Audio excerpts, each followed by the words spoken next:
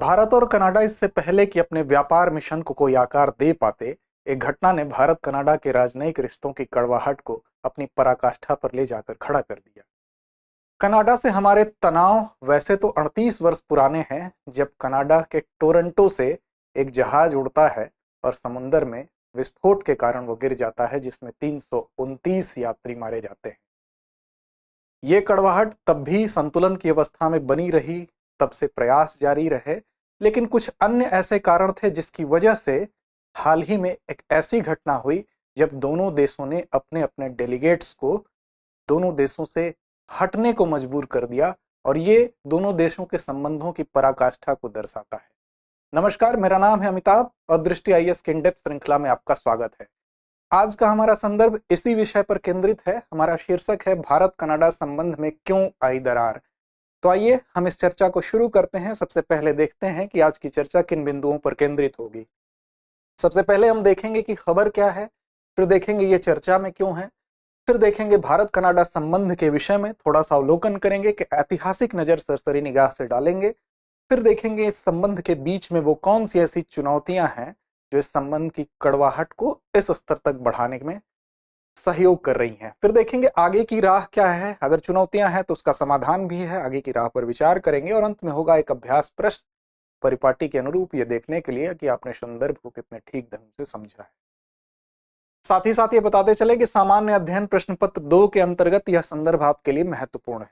तो आइए देखते हैं खबर क्या है। खबर है Khalistan shadow on India Canada ties over the years.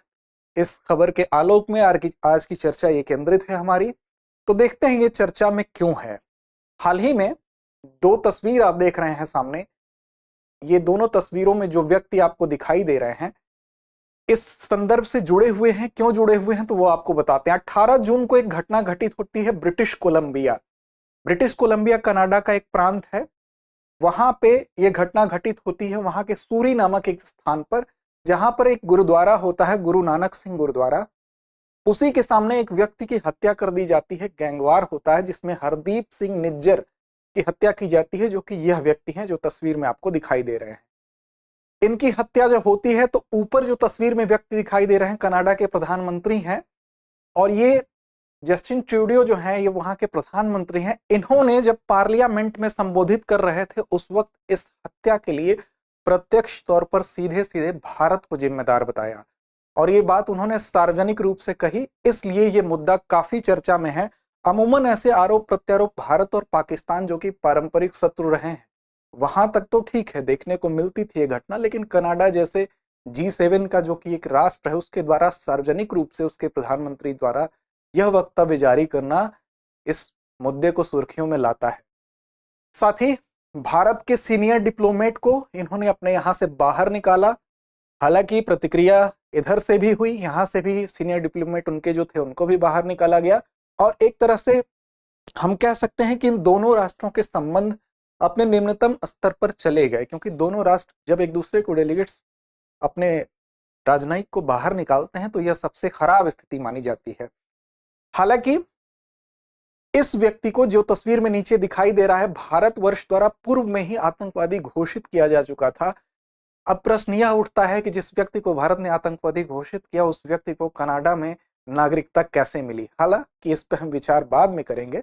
तो आइए शुरू करते हैं ये जानने के बाद कि ये चर्चा में क्यों है मुद्दा। एक नजर डालते हैं भारत और कनाडा के संबंधों पर। तो अगर शुरुआत से बात की जाए तो ज्यादा पीछे हम नहीं जाएंगे, लेकिन ये बताते हैं आपको कि 19वीं शताब्दी में यहां से कनाडा जाने वालों की संख्या बहुतायत होती है, लोग यहां से वहां जाते हैं। तो 19वीं शताब्दी में भारतीय प्रवासियों का कनाडा के तट पर जाकर बसना प्रारंभ होता है। हालांकि कनाडा और भारत के राजनयिक संबंध कह लें तो वो 1947 से भारत की आजादी के साथ ही कूटनीतिक और राजनयिक संबंध बनने प्रारंभ हो गए थे।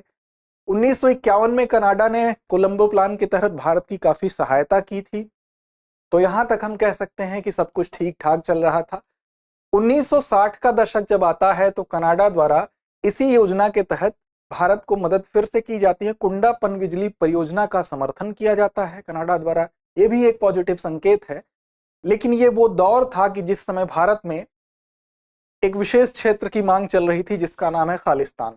तो खालिस्तान का मसला इस समय तूल पकड़ने लगा था, और इसी समय कुछ ऐसी घटनाएं घटित होती हैं। जिस समय खालिस्तान का मसला चल रहा था उसी समय 1974 में इस्माइल बुद्धा के नाम से भारत ने पोखरण में परमाणु परीक्षण भी किया था। इससे क्या हुआ कि पोखरण में परमाणु परीक्षण होने से जो यूरोपीय बड़े राष्ट्र थे, अमेरिका था, कनाडा था, ये लोग जो अब तक कनाडा भारत की तरफ थोड़ा ठीक सकारात्मक रुख जिसका दिखाई दे रहा था, वो अब नाराज होता है इस बात से कि भारत कैसे इस दिशा में कदम बढ़ा सकता है। तो भारत के ऊपर दबाव बनाया जाने लगता है एनपीटी पर हस्ताक्षर करने के लिए। तो एक तरह से यहां थोड़ी सी नाराजगी दिखाई देती है कनाडा की तरफ से। इसी समय इस नाराजगी का परिणाम यह होता है कि जब भारत की आंतरिक स्थिति में इन खालिस्तान समर्थकों पर भारतीय सरकार नकेल कस रही थी, तो ये लोग यहां से भागते हैं या पलायन करते हैं। तो इन लोगों को दोनों हाथ खोल के स्वागत किया जाता है कनाडा के द्वारा और भारी मात्रा में यहां से शरणार्थियों को अपनाया जाता है बिना किसी बात की तफ्तीश किए। ये दोनों घटनाएं आपस में अंतर संबंधित है, इस पर विचार करने की आवश्यकता है। एक घटना और घटित होती है जो शुरू में आपको चर्चा के दौरान बताया गया कि एयर इंडिया की एक फ्लाइट होती है, उस फ्लाइट को बम से उड़ा दिया जाता है और ऐसा माना जाता है कि इन्हीं आंदोलन के दौरान ही, ऑपरेशन ब्लू स्टार के दौरान ही कुछ लोग थे जो इस घटना में लिप्त थे, जो उससे प्रेरित थे उस घटना से। और बाद में भारत और कनाडा आतंकवाद निरोधी वार्ता इनके मध्य जारी होती है इस घटना के बाद। फिर 1900 जब ये बात उजागर होती है कि ये लोग उससे जुड़े हुए हैं, 1997 में हम देखेंगे तो विदेश मंत्री आई.के. गुजराल फिर से जाते हैं और वहां पर परमाणु अप्रसार संधि पर भारत के विरोध की बात को फिर से दोहराते हैं। 2010 के आसपास देखेंगे तो परमाणु सहयोग के समझौते पर हस्ताक्षर होता है, एक नए युग की शुरुआत होती है। फिर से यहां से हमको संबंध थोड़े सुधरते हुए दिखाई दे रहे हैं। 2015 में आते आते प्रधानमंत्री की कनाडा की यात्रा होती है और इस यात्रा के बाद द्विपक्षीय संबंधों को एक रणनीतिक साझेदार के रूप में उन्नत किया जाता है। 2018 में इसको और व्यापक रूप दिया जाता है और बेहतर होती है चीजें। लेकिन पिछले वर्ष एक घटना फिर से घटित होती है। पिछले वर्ष क्या होता है कि खालिस्तान के समर्थित लोग कुछ ऐसे होते हैं जो लोग वहां पर जनमत संग्रह कराते हैं खालिस्तान को लेके। अब भारत में घटित होने वाली किसी घटना के लिए भारत के बाहर किसी देश में जनमत संग्रह कराया जाना, इस बात से भारत काफी नाराज होता है। इसके अलावा पूर्व प्रधानमंत्री भारत की, उनकी हत्या को सेलिब्रेट किया जाता है, उसके लिए एक जुलूस निकाला जाता है, इस पर भी भारत ने आपत्ति दर्ज की। ये दो घटनाएं फिर से ऐसी होती हैं जो कि भारत को नाराज करने के लिए काफी थी। इसको लेके भारत के मन में काफी रोष था। उस रोष में और वृद्धि होती है हाल ही में घटित हुई इस सार्वजनिक बयानबाजी के बाद। ये रोष अपनी पराकाष्ठा पर जाता है और परिणति आप देख रहे हैं क्या हुआ। लेकिन हम दोनों देशों के संबंधों की भी बात करें, उसके कई अन्य पक्ष भी हैं कि इस नाराजगी से दोनों देश कैसे प्रभावित होंगे, इन संबंधों, खराब संबंधों का दोनों देशों पर क्या प्रभाव हो सकता है, क्या उसका समाधान है, इस पर भी विचार करने की आवश्यकता है। अगर आर्थिक संबंध की बात करें तो दोनों देश एक विशेष रणनीति के तहत आर्थिक संबंधों की दिशा में प्रयास कर रहे थे, सेपा, जिसको कॉम्प्रिहेंसिव इकोनॉमिक पार्टनरशिप एग्रीमेंट कहा जाता है। हालांकि अब इस पर रोक लगा दी गई है, लेकिन अगर यह सफल होता तो आर्थिक दृष्टिकोण से 2035 तक तकरीबन 3.8 से 5.8 बिलियन तक का लाभ कनाडा को होता। भारत भी लाभान्वित होता, लेकिन ये एक आंकड़ा है। दोनों देशों के पारस्परिक व्यापार की अगर बात करें तो 8 बिलियन अमेरिकी डॉलर का व्यापार इनके मध्य हो रहा था। यह व्यापार हालांकि संतुलन की अवस्था में था। व्यापार संतुलन मतलब दोनों तरफ से आयात निर्यात की मात्रा लगभग बराबर थी। अगर कनाडाई कंपनियों की भारत में हम संख्या कहें तो तकरीबन 600 से ज्यादा कनाडाई कंपनियां भारत में हैं इस वक्त, और कनाडा में भी भारतीय कंपनियां हैं। वो कंपनियां कई क्षेत्रों की हैं, जैसे सूचना प्रौद्योगिकी की, सॉफ्टवेयर की, इस्पात की, प्राकृतिक संसाधन, बैंकिंग जैसे क्षेत्रों में भारतीय कंपनियां भी कनाडा में सक्रिय हैं। इसके अलावा आयात निर्यात पर हम एक दृष्टि डालें तो निर्यात की अगर बात करें तो भारत से फार्मा, लोहा, इस्पात, रसायन, रत्न और आभूषण के अलावा परमाणु रिएक्टर और बॉयलर निर्यात की कुछ मदें हैं, कुछ चीजें हैं। और आयात की बात करें तो खनिज, अयस्क, सब्जियां, उर्वरक, कागज आदि शामिल हैं। इसके अलावा हम आर्थिक संबंधों के बाद अगर देखें तो कनाडा द्वारा समर्थित कुछ संगठन हैं जो भारत में कार्य कर रहे हैं, इस पर भी एक दृष्टि डालें। तो एशियन इंफ्रास्ट्रक्चर इन्वेस्टमेंट बैंक है, विश्व बैंक है, संयुक्त राष्ट्र जनसंख्या कोष है, यूनिसेफ है, एड्स है, टीबी और मलेरिया से लड़ने के लिए वैश्विक कोष है, गावी वैक्सीन अलायंस है, न्यूट्रिशन इंटरनेशनल इत्यादि हैं।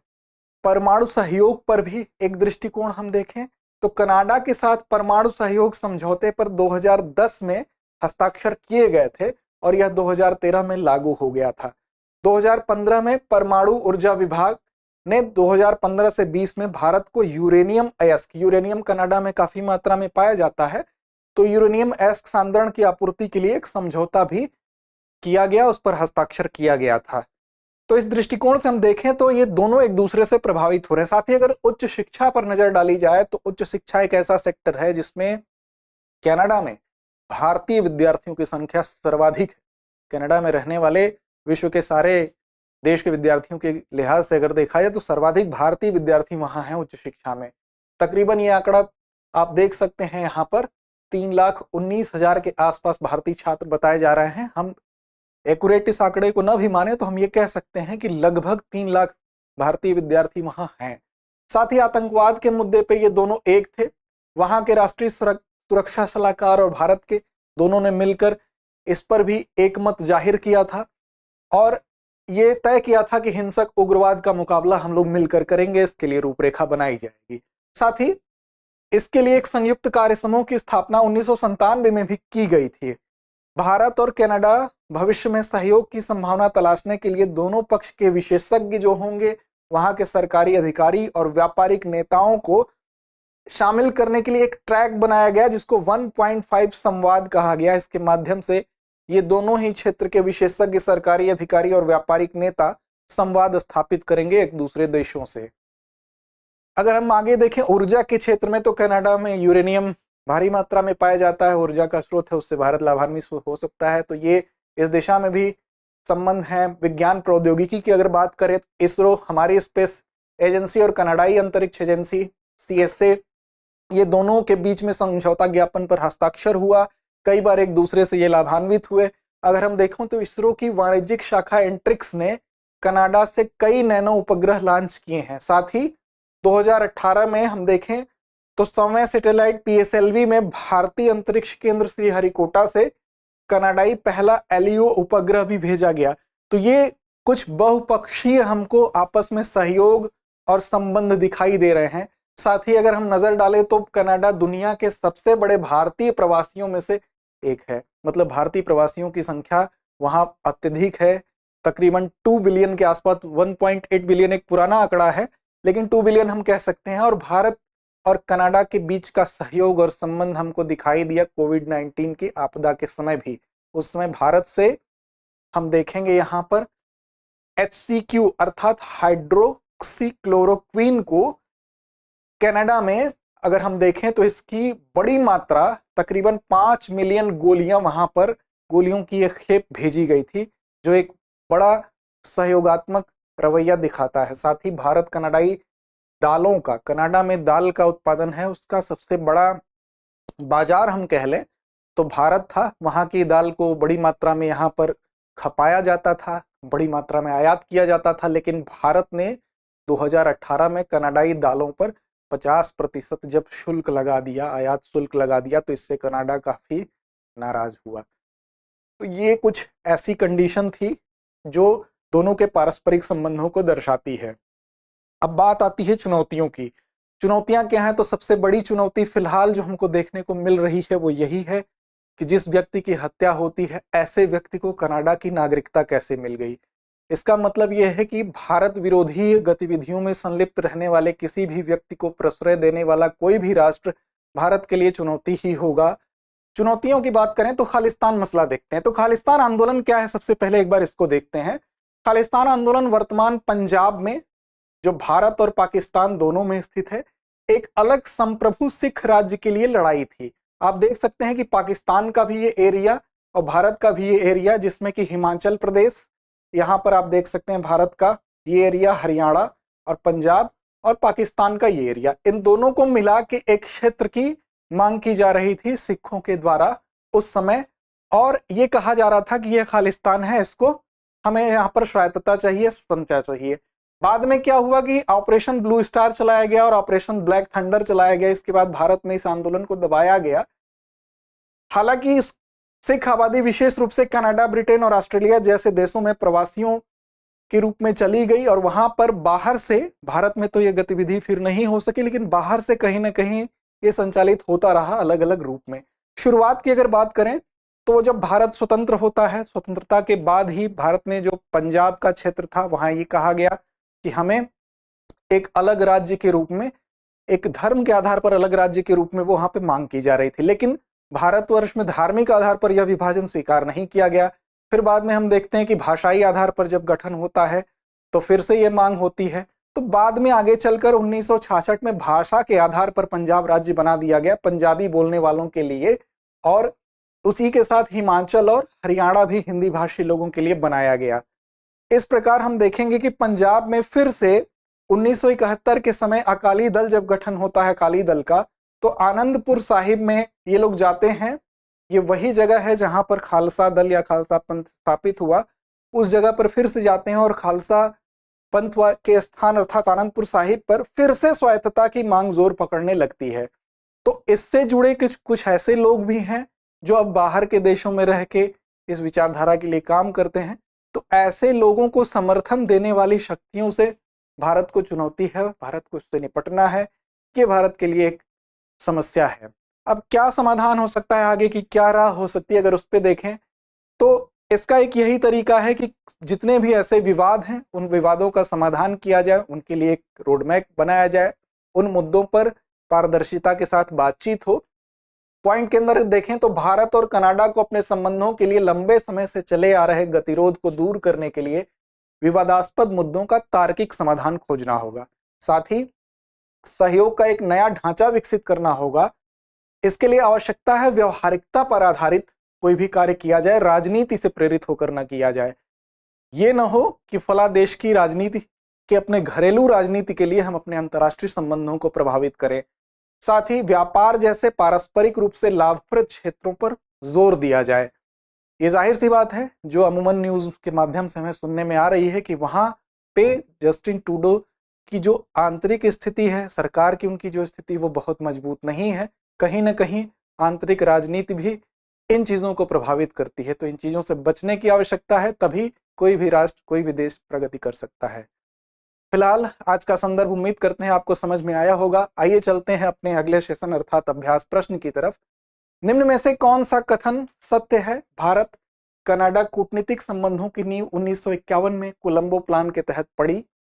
दूसरा है, भारत कनाडाई दालों का सबसे बड़ा बाजार है जिस पर आयात शुल्क लगाने से भारत कनाडा संबंधों पर प्रतिकूल प्रभाव पड़ता है। ऑप्शन केवल एक, केवल दो, एक और दो दोनों, उपर्युक्त में से कोई नहीं। अगर आपको संदर्भ समझ में आया तो उत्तर अवश्य दें। पढ़ते रहें, पढ़ते रहें। नमस्कार।